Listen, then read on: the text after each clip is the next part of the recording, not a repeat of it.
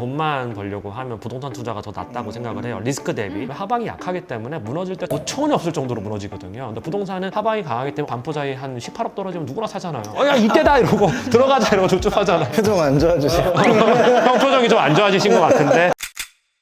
여기서 이제 인스타그램 말씀하시니까 하나 이건 좀 명확한 지표가 좀 되는 부분들이 있어요. 일단은 이 작가의 작품을 산 컬렉터들이 경매에서 뭔가 경합이 좀 돼서 자기가 산 가격보다 훨씬 높게 낙찰이 됐어요. 그걸 컬렉터들이 일단 올려. 그리고 작가가 이걸 퍼와서 그대로 올려. 최악이에요. 이런 작가. 아니 왜냐하면 자기 작품이 판 지 얼마 안 돼서 2차 마켓으로 빨리 나오고 있다라고 하는 증거이기도 하고, 그렇게 빨리빨리 이게 순환이 되다 보면 수급 문제 때문에 결국 무너지게 돼 있어요. 왜 내가 이런 플리퍼 같은 사람한테 작품을 줬을까? 갤러리에 따져야 되는 거예요. 갤러리 가격 300이다 이런데 뭐 800이 됐어. 근데 원래 200만 원짜리 작품이 500만 원, 600만 원 가는 거 너무 쉬워요. 그거는 조금만 이제 빌 받은 애가 비링비링 눌러주면 너무 쉽게 갈 수 있는 거고, 하다못해 뭐 작전을 할 수도 있는 거고, 꼭 이제 작전이라는 뜻은 아니고. 근데 300~400만 원, 200~300만 원 하던 작품이 800, 700이 됐다. 이거를 자랑스럽게 올리는 이런 작가는 저는 절대 오래가지 못할 거 생각해요. 지인 친구 중에 이제 미술에 대해서 전혀 관심 없는 친구가 어떤 작가의 인스타그램을 캡처한 걸 보여주니 이렇게 자기 작품 가격을 공개를 해도 되네 작가가. 그래서 막 공개하는 거야. 갤러리에서도 붙어있는 경우가 있으니까 그건 나쁘지가 않은데, 근데 그게 뭐였냐면 옥션에 출품이 됐는데 원래는 이게 첫 출품인 거예요. 그런데 이제 시작가 자체가 그 작가가 갤러리에서 파는 가격보다 낮게 나온 거예요. 왜냐면 갤러리 수수료가 빠지니까 당연히 옥션 시작가가 낮잖아요. 근데 그거를 너무나 당연하게 올렸는데 경합이 안 되면 시작가에서 낙찰이 될 수도 있는 부분인데 그렇게 해서 시작가로 낙찰된 걸 올렸더라고요. 기존 콜렉터들한테 그건 굉장히 예의가 아니거든요. 기존 갤러리에서 구매하셨던 분들 같은 경우는 최소 그 가격보다 2배를 주시고 사는 분들인데, 근데 이제 이 작가는 본인이 이렇게 옥션에 출품됐다라는 것 자체가 본인이 너무 신난 거예요. 그러니까 이제 그거를 올렸는데 그런 것도 조금 생각을 해야 되는 부분인데. 아니 근데 이게 홍보의 방식이 머리가 나쁘다고 생각을 해요. 진짜로 해외에서 되게 잘 나가는 작가들 아무도 이렇게 홍보하지 않아요. 그리고 오히려 이제 경매에 자기 작품이 딱 나오면 굉장히 분노를 하는 모습이라도 보여줘야 돼요. 분노하는지 아닌지 모르지, 내가 실제로 얘기를 안 해봤으니까. 이거는 정말 좋은 컬렉터한테 안 갔다라는 거거든요. 내 작품이 굉장히 단기 리세일하는 사람한테 돌고 있다라는 거 하는 거는 작가로서 자존심이 상하고 화나는 일이고 갤러리 따져야 되는 일인데, 경매에 나왔다고 좋아하는 거는 솔직히 얘기하면 그 사람이 영리하지 못해서라고 생각해요. 시장에서 정말 장기적으로 잘 되는 대가들을 보면 조금만 공부해보면 알 수 있을 텐데 이게 참 그래요. 좋습니다. 네. 그럼 이제 그 다음 넘어가서 본격 콜렉터라고 할 수 있는 1,000만 원, 5천만 원 그 위쪽에서 시작을 하시려는 분들이 있다면, 개인적인 생각이에요. 네피셜리 봤을 때 저는 중거 집단이 제일 중요한 것 같아요. 돈을 얘기하는 게 아니고요. 어떤 테이스트를 가진 집단들이 주변에 있느냐라고 하는 게 정말 중요한 것 같은 게, 저 같은 경우도 처음부터 저는 국내 작가도 몇 개 가지고 있어요. 해외 작품 위주로 했던 이유도 그 중거 집단 때문이었고, 해외 작품 한다고 무조건 더 좋은 건 아니지만 어쨌든 간에 한국보다는 훨씬 더 앞서 있다고 생각하거든요. 미술씬에 대해서는. 그리고 제가 최근에 뭐 관심을 갖지 않은 좀 영역의 작가들이 있었는데 그 영역만도 컬렉팅하는 진짜 찐 컬렉터 분이 계세요. 지인분에. 그분하고 좀 깊게 좀 얘기를 하다 보니까 좀 이해가 되더라고요. 그래서 저도 그래서 관심을 좀 가지게 됐고, 그러니까 이런 시장에도 굉장히 빠삭하고 자기 컬렉션 철학도 있고 이런 사람들이 좀 다양하게 중거 집단에 있으면 균형 잡힌 시각으로 좀 볼 수 있는데, 너무 플리퍼들만 주변에 있으면 형편없는 컬렉션을 가지게 될 확률이 높아요. 집이 동물원이 되는 거죠. 식물원하고. 뭐 그런 사람들도 주변에 있는 건 전 좋다고 생각해요. 트렌드는 또 알아야 되니까 세상이 흘러가는구나. 근데 이런 사람들 위주로 중거 집단이 형성이 돼 있으면 사람이 욕심이 나거든요. 아니, 눈앞에서 5배, 4배씩 먹는데 아무리 자기가 돈이 많다고 해도 그거 안 하고 싶은 사람이 어디 있겠어요. 그래서 제가 아는 케이스가 하나 있는데, 이분이 40이 넘으셨는데 늦게 엑시트를 하셔가지고 한 번에 캐시가 200억 정도가 다 들어오니까 이제 미술을 하고 싶은 거야. 처음 찾아가는 데가 뭐 옥션사일 거고 뭐 이런 데잖아요. 아무래도 국내 옥션사에서 PS 위주로 하는 이런 걸로 컬렉팅을 하다 보니까 서울 옥션 프리뷰 가면 보이는 그 작품들이 그냥 집에 있는 거예요. 너무 멋이 없더라고, 솔직히 얘기해서. 진짜 좋은 작품들이 있는 게 아니라, 그분도 이제 시장을 잘 모르고 중거 집단에 있는 분들이 다 이제 그런 사람들밖에 없다 보니까 후기 단색화에서 다 사고. 후기 단색화가 뭐예요 도대체? 저는 뭐 후기 단색화가 있나? 단색화의 정신이라고 하는 게 박서보 선생님이 얘기한 3개가 있거든. 박서보 작가에 대한 논쟁은 차지하더라도 후기 단색화가 과연 뭐냐라고 하는 그 담론조차도 없는 상황이고, 너무나 빈약하고 어떻게 보면 갤러리나 옥션사에서 프로모션을 하려고 인위적으로 만든 용어란 말이에요. 후기 단색화라는 게 조금만 생각해보면 알 수 있거든. 단색화가 가지고 있는 행위의 무목적성, 반복과 수행, 그리고 그 수행의 과정이 자연스럽게 한국에 남는 거 이 세 가지인데 이 세 가지가 여기 있나 보면 아니야. 그리고 이제 후기 단색하라고 지칭되는 사람들 중에 일부는 취향이 좋다고 막 찍어내는 거야. 공예품처럼. 아무런 가치도 없고 무슨 의미가 있는지도 모르겠고, 물론 이거 소장자분들이 보면 되게 화낼 수도 있는데, 나는 주변 사람들한테 이거 이미 꽉 찬 가격이고 초반에 뭐 한 2, 3천만 원에 샀던 사람들이 돈 버는 거고 이미 1억 8천에 사면 이거 무조건 꺾인다라고 했는데 진짜 꺾이고 있거든요 지금. 옥션에서나 조금 모르는 사람들 좀 질러주는 거지 PS에서 아예 안 팔리고 있거든요. 그래서 주변에 누가 있느냐, 야 후기 단색화가 뜬대, 막 우르르 몰려가 후기 단색 막 사, 야 누가 뜬대 이러고 막 다 사. 그런 작품들밖에 없어요 집에. 그래서 처음 컬렉팅을 시작하는 분 정리를 해보면은 제대로 컬렉팅을 하는 분들 일단 만나는 데서 시작을 해야 되겠네요. 근데 그게 어려워요. 그 실패 사례들 많이 아실 거 아니에요?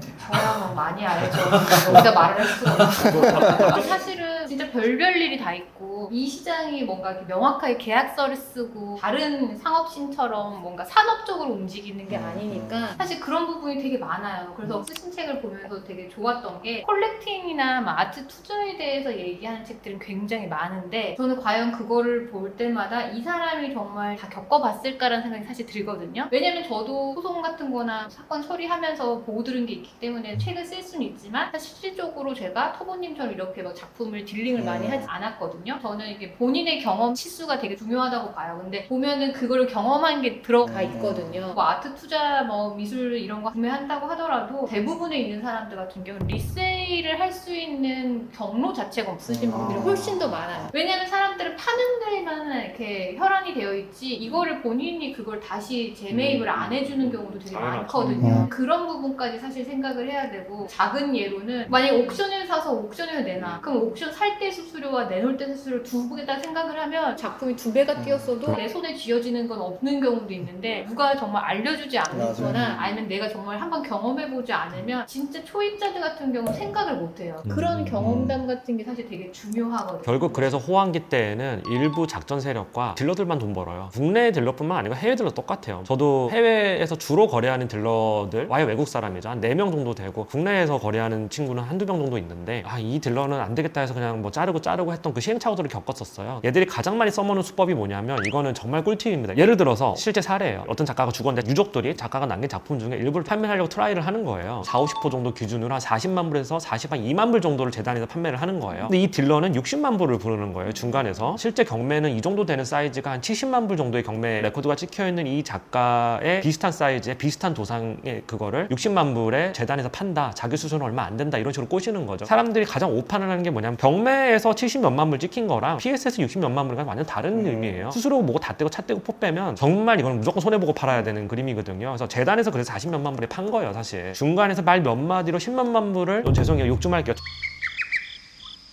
정보가 좀 없다는 이유로 말 몇 마디로 2억이라는 돈을 추치를 하는 게 이게 정상적인 구조가 아니잖아요. 자기가 뭐 진짜 작품을 매입해서 매입에 따르는 리스크와 자본 비용을 부담하고 몇십만 불 먹는다, 이런 거는 오케이. 그건 자기가 건물 투자한 거랑 똑같은 거니까. 근데 이걸 말 몇 마디로 오른손 왼손 해가지고 먹으려고 하는 거거든요. 실제 딜러들이 다 이렇게 움직여요. 실제 있었던 사례여서 제가 그 딜러한테 속된 말로 진짜 별별 일이 다 있어요. 제가 여기서 다 얘기할 수는 없지만, 아까 처음에 했던 얘기랑 다시 돌아가는데, 뭔가 미술품 투자나 아트테크에 되게 긍정적인 얘기를 하시는 분들이 있는데, 당연히 돈 벌 수 있는데 그게 내가 안 될 수 있는 가능성도 굉장히 많은데, 그거에 대해서 알려주는 사람이 별로 없다라는 게 사실 그렇죠. 제가 분개하는 포인트인데, 그런 거를 아트테크나 미술품 투자에 대해서 권하는 사람들 같은 경우는 이런 부분에 대해서는 사실은 알려주지가 않는 거죠. 그거 왜 못 알려주냐면 자기가 안 해봐서 그래요. 그러니까. 한 번도 해본 적이 없는 거야. 저 이 얘기 들으면서 방금 박주희 변호사님한테 좀 질문할 거리가 좀 생겼어요. 이번에 프리즈 키아프 때 실제 있었던 일이에요. 장모님 친구분이 당하실 뻔하다가 제가 강력하게 얘기를 해서 안 당하셨는데, 첫 번째로는 이제 키아프에 갔어요. 모 어떤 갤러리에서 국내에 되게 블루칩 작가 작품을 사고 싶다라고 얘기를 했는데, 세컨더리 갤러리예요. 자기 전속 작가도 아니고. 근데 이 작가를 일단 인보이스도 뭐가 계약서도 아무것도 없이 일단 이거 팔릴 것 같으니 빨리 계약금부터 거세요 해가지고 가계약금 1,000만 원을 받았어요. 이제 이분이 그 다음에 저한테 연락이 온 거예요. 내가 가계약금을 지금 걸었는데 이 작가의 작품 3억 얼마에 주고 산 게 맞냐? 완전 눈탱입니다. 그 작가의 작품 실제 PS에서 2억 얼마에 거래됩니다. 그 가격에 절대 사면 안 됩니다. 제가 얘기를 했어요. 3억 얼마는 옥션에다가 수수료 다 붙인 가격에 딜러 수수료 10% 붙은 가격이다. 그래서 이분이 취소를 하고 싶어 했어요. 그래서 갤러리한테 계약금 돌려줘 하니까 이 갤러리가 처음에 못 돌려주겠다라고 얘기가 나온 거예요. 첫 번째는 이럴 때 이제 계약금을 못 돌려받는 건지 이게 하나 궁금하고요. 두 번째로는 제가 이분한테 강력하게 얘기를 해서 무조건 돌려달라 그래라. 그리고 만 안 돌려준다고 하면 이분도 나름 지역에서 굉장히 영향력이 있는 분이기 때문에 그 지역에다가 다 소문내라 그냥. 여기 완전 비양심적인 갤러리라고. 되냐고 소문을 내라 이렇게 하니까 이제 이 사람이 되게 이 지역에서 영향력이 있다는 거 알고 계약금을 돌려주는 대신에 카츠파 하나를 사달라 그랬대요. 카츠파 하나도 또 비싼 가격에 파는 거예요. 굉장히 그것도 너무 비쌉니다. 내가 이랬어요. 그랬더니 이분이 또 하는 말이 이분이 이제 재력이 있다는 걸 알게 된 거예요. 어떻게 하다가 지역에서 되게 유지라는 걸 알게 되고 난 다음에 갤러리 오너분이 이유한 작품 칼라 다이얼로그가 있는데 굉장히 좋은 작품이다. 요거를 하나 사라 해가지고 14억에 오퍼를 했어요. 80호짜리였는데 근데 제가 볼 때 전 모양도 너무 별로였고 14억이 절대 거래 안 되거든요. 그 피스에서 제가 그걸 왜 삽니까? 이래가지고 절 사지 말아라 이랬는데 이 사람이 뭐라고 거짓말을 했냐면 이 소장자가 비싸게 파는 이유가 2년 전에 이거를 9억을 주고 샀다는 거예요. 근데 거짓말이거든요. 2년 전에 이유한 칼라 다이얼로그 시세 자체가 6억에 안 냈어요. 1년 한 8개월 전에 제가 오퍼 받았던 게 완전 수작 100호가 5억 얼마에 오퍼가 들어오고 이랬었어요. 그리고 경매에 찍혀있다라고 거짓말을 한 거예요. 이런 경우에 이걸 믿고 2년 전에 9억이었으니 지금 14억이면 이 정도 올랐으니까 합리적이냐고 샀다라고 하면 다시 돌려받을 수 있는 건지. 미술 작품 같은 경우 사기성 입증이 사실 쉽지는 않아요. 그냥 이 작품 다른 데에서 판매하는 것보다 조금 더 비싸게 팔았다고 해서 사실 그건 사기는 조금 어렵죠. 비윤리적이라고는 비판을 할 수가 있지만 법적인 개념에서는 허위 사실을 말한 건 아닌데 뒤에서 말씀하신 것처럼 입증할 수 있는 사실에 대해서 거짓말을 했다라고 했을 때는 기망이라고 볼 수가 있는 거죠. 그럼 2년 전에 9억 주고 이 사람이 샀어요라고 하는 건 명확하게 입증이 될 수 있는 건데 그거 사기인가요? 그런 거 같은 경우 만약에 내가 그걸 녹음을 했고 실질적으로 그게 아니다 맞다라는 게 검증이 된다라고 하면 뭐 그거는 사기. 아, 그건 또 기망에 들어갈 수 있다. 그럼 계약금 1,000만 원은 돌려받을 수 1,000만 원 같은 경우 그거는 계약금이라는 건 해약금인데 내가 해지를 위해서 하는 거라서 그게 정말 반나절 만에 내가 한다고 하더라도 실질적으로 준 사람은 그걸 포기해야 되는 거고. 아, 못 돌려받는구나. 네,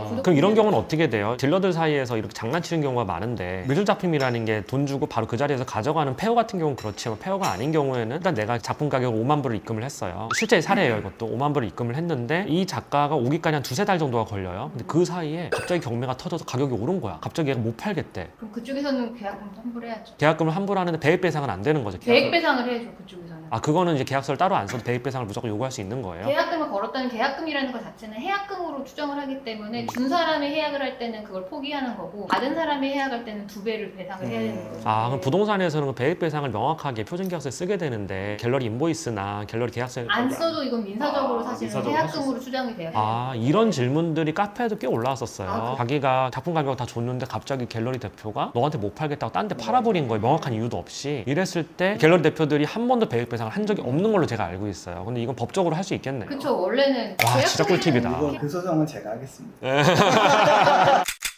이제 다음 주제로 좀 넘어가 보면 제가 한번 이 책을 읽으면서 흥미로웠던 점은 저는 이제 옆에서 뭐 얘기만 좀 듣는 정도였는데 우선은 음성 지원이 되는 책은 처음 봤다.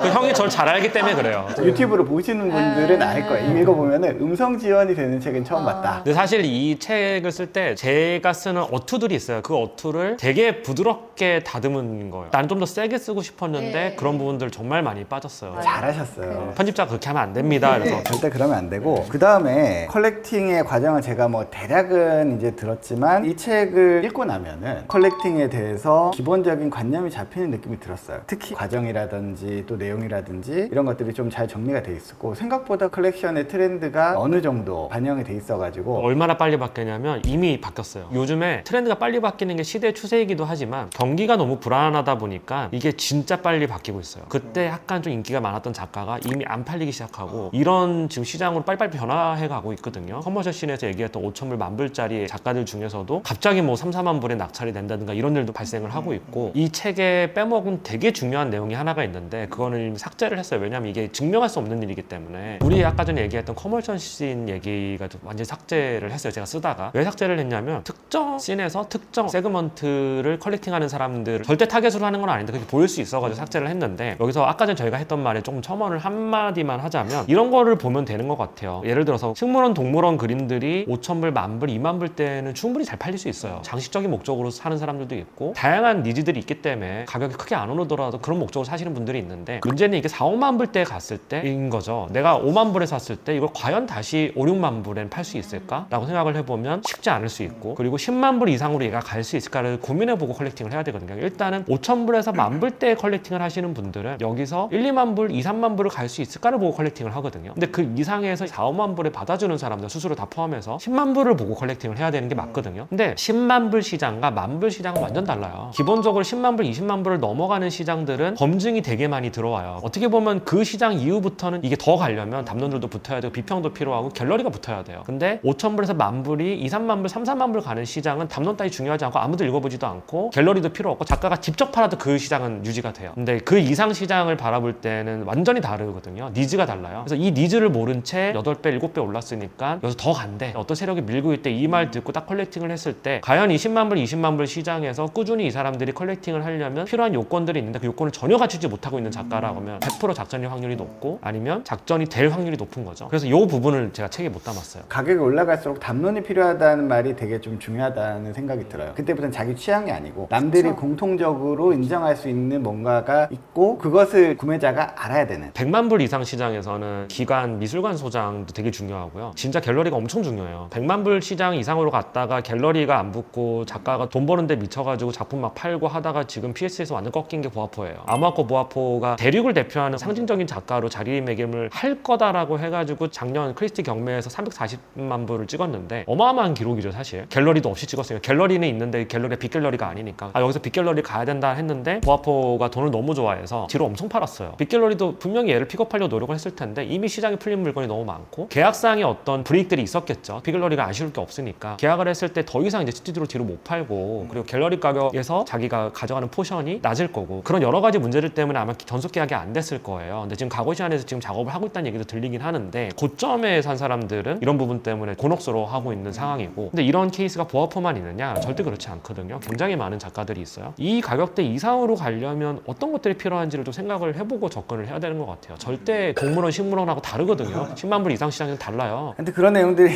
제가 책 얘기 좀 하자고. 내가 해야겠어. 그런 컬렉션을 하는 사람들 약간은 관심이 있다든지 또는 이 시장에 대해서 진지하게 보는 분들이라면 갤러리스트든 특히 작가들 사실 작가들도 좀 보셔야 되지 않을까 하는 생각이 좀 들긴 했어요. 많이 봐야죠 사실. 작가들이 보시면은 그게 자기 작품 어떻게 평가 이런 문제가 아니고 자기가 속해 있는 시장이라는 곳이 이렇게 돌아가고 있고 그걸 이제 자기가 어떤 식으로 그 위에서 이제 있어야 되는지 이런 것들도 잘 알 수 있을 것 같다는 생각이 왠지 느낌적인 느낌이 들었습니다. 저도 아는 작가님들이 조금은 있기 때문에 그분들한테 꼭 보여주면서 읽어보라고 말하고 싶었거든요. 감사합니다. 네. 본인의 경험치가 놓아있으니까 되게 좋은 책이라고 봤거든요. 사는 방법에 대해서는 굉장히 많이 알려줄 수가 있어요. 그림 한 번도 안 사본 사람도 본인이 리서치 해가지고 알려줄 수 있어요. 근데 제일 중요한 건 파는 거거든요. 희귀 작품을 구할 수 있느냐 없느냐는 별개로 일단 그냥 그림 자체를 구매하냐 안 하냐는 사실 돈이 있으면 되는데 문제는 사람들이 가장 놓치는 부분이 파는 거라고 생각을 해요. 그러니까 뭔가 상업적인 부분에서 아트테크나 미술 투자에 대해서 권하는 사람들 같은 경우는 어쩔 수 없다라고 봐요. 그러니까 미술품 사면 돈이 된다 이런 얘기를 되게 많이 하시는 것도 한편으로는 이해가 되는데 거기까지 뭔가 유입을 시켰으면 이 사람들이 뭔가 엑시트하는 방법에 대해서도 그걸 책임져 줄 수는 없다고 하더라도 방법론에 대해서는 해줘야 되는데 그게 없는 게 많아서 저는 그게 사실은 화나는 부분이 많거든요. 여기에는 리세일 할 때라든지 그런 리스크 같은 게 들어가 있어서 모르는 사람들이 봤을 때는 뭐 이거나 다른 책이나 뭐 얼마나 차이가 있겠어라고 하는데 분쟁들을 보는 사람 입장에서는 별거 아닌 것 같지만 챙겨야 될 부분들이 있는데 그런 게 사실 좀 들어가 있어서 뭔가 내가 지금 미술에 대해서 뭐 투자를 하고 싶다, 구매를 하고 싶다 하시는 분들 같은 경우 읽어보시면 좋을 것 같아요. 그리고 사실 이 책에서 여러 번 강조를 했었는데 돈만 벌려고 하면 부동산 투자가 더 낫다고 생각을 해요. 리스크 대비. 왜냐하면 우리가 투자 수익이라고 하는 게 산업군이 속해 있는 체계적 위험을 고려를 해야 되거든요. 체계적 위험이 베타인데 베타를 전혀 고려하지 않고 작품이 1년 만에 10배가 됐네 자꾸 이런 소리 하는 건 전 다 사기꾼이라고 생각해요. 정말 안 해봐서 그런 거. 왜냐하면 10배가 된 작품도 있지만 영원히 된 작품도 생각보다 되게 많거든요. 그리고 10배가 되려면 기본적으로 신진 작가의 작품일 거예요. 그런 작가를 사서 10배를 튀기려면 여러 개를 사야 돼요. 근데 그 중에서 로스 보는 게 되게 많거든요. 그건 진짜로 자기가 안 해봐서 하는 이야기인 것 같고 그리고 실제 그런 이머징 아티스트들을 사서 정말 10배, 뭐 5배의 차익을 남기는 사람들 선수들이에요, 진짜. 아니면 아예 돈이 많거든요. 아예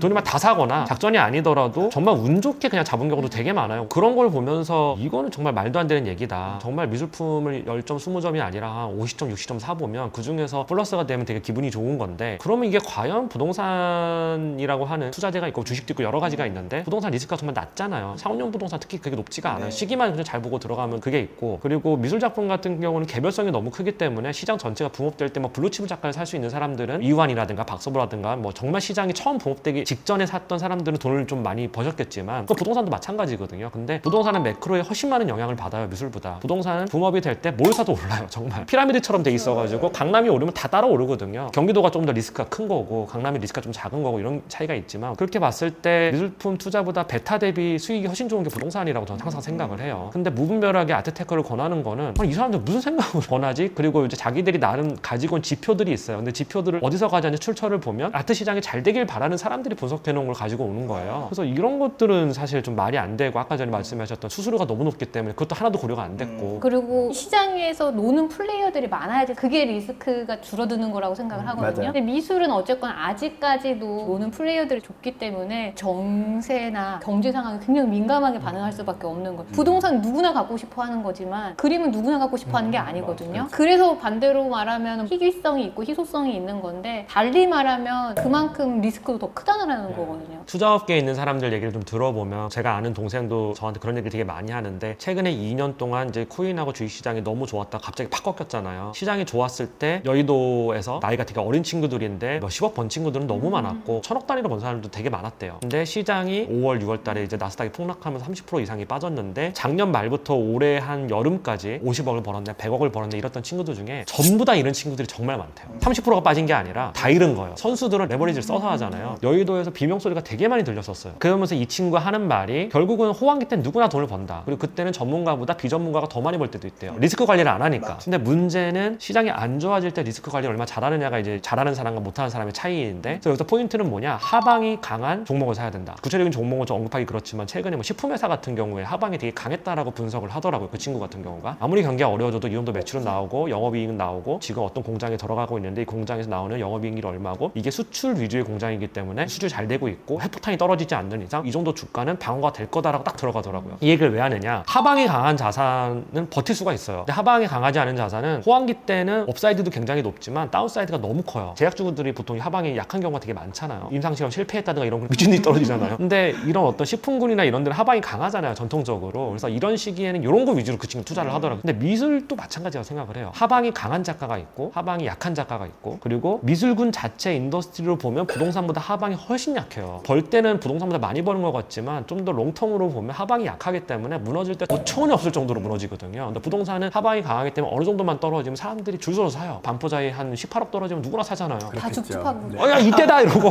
들어가자 이러고 줍줍하잖아요. 표정 안 좋아지세요? 형 표정이 좀 안 좋아지신 것 같은데, 예를 들어서 뭐 그렇다는 거죠. 그런 자산을 포트폴리오를 가지고 가는 게 굉장히 중요하기 때문에, 투자가 10년, 20년 됐을 때 부자가 되는 사람들은 어떤 사람들이냐, 버티는 사람들이라고 그러더라고요. 꾸준히 벌면서 버티는 사람들, 잃어도 크게 안 잃는 사람들. 우리나라에서 정말 미술품을 가지고 있어서 그 자체로 굉장히 부자가 된 사람이 얼마나 있느냐를 보면 굉장히 극소수일 것 같고, 부동산은 정말 부동산만으로도 부자가 된 사람들이 되게 많거든요. 비교할 수 없을 정도로 부동산이 훨씬 안전하고 수익도 더 많이 된다. 지금 설명을 조금 들어보면은 앞으로의 이제 미술 시장이 투자의 관점에서 봤을 때 경기가 다 꺾이고 있으니까 영향을 받을 수밖에 없기 때문에 좀 더 보수적으로 하라는 얘기로 들리기도 하네요. 보수적으로 하되, 저 같은 경우도 완전히 되게 보수적으로 하고 있는데, 저는 컬렉션의 방향을 완전히 바꿨어요. 제 개인 사적인 얘기를 해보면, 구체적으로는 얘기하기 그렇지만 저도 처음에는 컬렉팅을 할 때 다 세컨더리로만 했어요. 아, 이렇게 컬렉팅 하다가는 결국 내가 접겠구나라는 생각이 드는 거예요. 재미도 없고 단계도 안 쌓이고 맨날 꽉 찬 가격에 플리퍼들이 자기들은 이미 2배, 3배로 뻥튀기해서 파는 가격을 내가 다 받아주고 앉았고, 돈은 그 사람들이 다 벌고, 호구들은 미술 어차피 해봤자 뭐 맨날 뭐 돈만 까지고 안 되네 이렇게 되는 거죠. 한 번은 제가 정말 사적인 얘기예요. 처음으로 갤러리에서 노력해서 받은 작가가 한 명 있어요. 제가 되게 좋아하는 한국 작가 마카양이라는 작가인데, 계속해서 어필하고 찾아가고 전시 보고 작가에 대해서 얘기하고 되게 오랜 기간 동안 노력해서 작품을 받았어요. 근데 그게 사실 갤러리 가격 얼마 안 비싸요. 몇만 불밖에 안 해요. 그리고 이 작가가 경매 기록이 막 높게 있는 것도 아니고 PS 시장에서 이렇게 높게 거래되는 것도 아니에요. 지금은 좀 많이 상황이 달라져서 지금 좀 높게 거래가 될 거예요, 제가 알기로는. 이 과정 자체가 너무 재밌는 거예요. 뭔가를 도전하고 공부하고 그러다가 어느 순간 내 손에 딱 왔을 때 이 희열이 엄청나더라고요. 레벨업을 딱 해가지고 좋은 아이템을 얻은 딱 그런 느낌이 드는 거예요. 그때 이후로 나는 컬렉션의 방향을 완전히 바꿔야겠다 생각을 했어요. 그래서 저는 지금도 세컨더리로 정말 좋은 작가가 내가 가고 싶었던 거는 뭐 사기도 하는데, 90%는 갤러리 컨택을 하려고 노력을 하고 있고, 그리고 이렇게 해야 오래 할 수 있을 것 같은 거예요. 작품을 사가지고 손해를 보고 리스크가 있고 이런 것 때문에 이렇게 한 게 아니라, 재미도 있지만 이 네트워크 이런 것도 있지만, 프라이머리로 사면 어차피 바운딩이 묶이잖아요. 저는 싸게 받았잖아요. 물론 물론 그것만 보고 산 건 아니지만 이렇게 받아놓으면 팔 이유가 없어요. 어차피 난 싸게 샀고 그리고 뭐 나 이 작가 좋아하고 내 어떤 신의와 신뢰가 있는데 갤러리스트랑 그렇게 노력하고 대화하고 막 친구처럼 지내고 힘들게 받았는데 고작 내가 3만 불짜리 받아서 6만 불에 팔면 뭐 할 거예요? 3천만 원, 4천만 원 버는 거잖아요. 근데 4천만 원이 중요한 사람도 있지만 저 세대도 중요해요. 중요한데 상대적으로 4천만 원은 내가 일 좀 열심히 하면 충분히 그냥 벌 수 있는 돈인데 고작 그 돈을 벌려고 갤러리스트와의 내가 쌓아온 관계를 저버리고 싶지가 않은 거예요. 그래서 제가 갤러리스트 솔직하게 얘기했어요. 우스갯소리로 이 작가를 내가 3만 불 주고 받았는데 얘가 한 50억 가면 미안한데 나는 팔 거다. 한 50억 100억 가면 내가 너희한테 얘기해서 너희한테 팔게. 근데 3만 불짜리가 6만 불 7만 불 된다라고 해서 바운딩이 5년이거든요 보통. 5년도 안 됐는데 내가 이거 팔 일은 없다. 여기서 포인트가 뭐냐, 인간은 다 돈이 약하고 다 이익에 약해요. 그래서 포인트는 본업이 있어야 된다. 컬렉터가 직업 컬렉터 안 된다. 직업 컬렉터 다 그렇다는 게 아니라 아무래도 본업에서 들어오는 캐시플로우가 없으면 쫄려요. 사람이 돈은 계속 들어가죠. 좋은 작품 계속 나오죠. 갤러리랑 관계 유지하려면 계속 뭔가 하나씩 사줘야 되죠. 그리고 좋은 작가의 전시가 있는데 너무 사고 싶어. 근데 갤러리에서 나한테 주겠대. 그럼 돈을 또 넣어야 되잖아. 본업이 없는데 돈 어디서 나와? 돈이 나올 구멍이 있어야 돼. 그래야 내가 캐시플로우가 좋아야 계속해서 컬렉팅을 하면서 선순환 구조를 만들 수 있는 거고, 물론 작품을 사가지고 5년 10년이 됐으면 내가 이 작가는 이제 좀 많이 올랐고 오래 가지고 있었으니 이제 팔겠습니다 해서 팔았을 때는 갤러리들도 당연히 업세트를 하고 그러세요라고 그냥 얘기를 하거든요. 자기한테 맡겨주면 더 고맙다 이렇게 얘기를 하는 거죠. 근데 이런 어떤 선순환 관계를 만들어야 되는데 그 선순환 관계까지 가기 위해서는 캐시가 필요해요. 솔직히 그러려면 본업이 있어야 돼요. 그래서 이건 현실적인 부분이 그렇다. 전업 컬렉터가 과연 올바른 길인가라는 생각도 들고요. 전업 컬렉터를 해가지고 계속 컬렉션을 만들려면 결국은 딜링을 할 수밖에 없어요. 결국 그래서 딜렉터가 되는 거예요. 결국 어쩔 수 없어요. 그거는.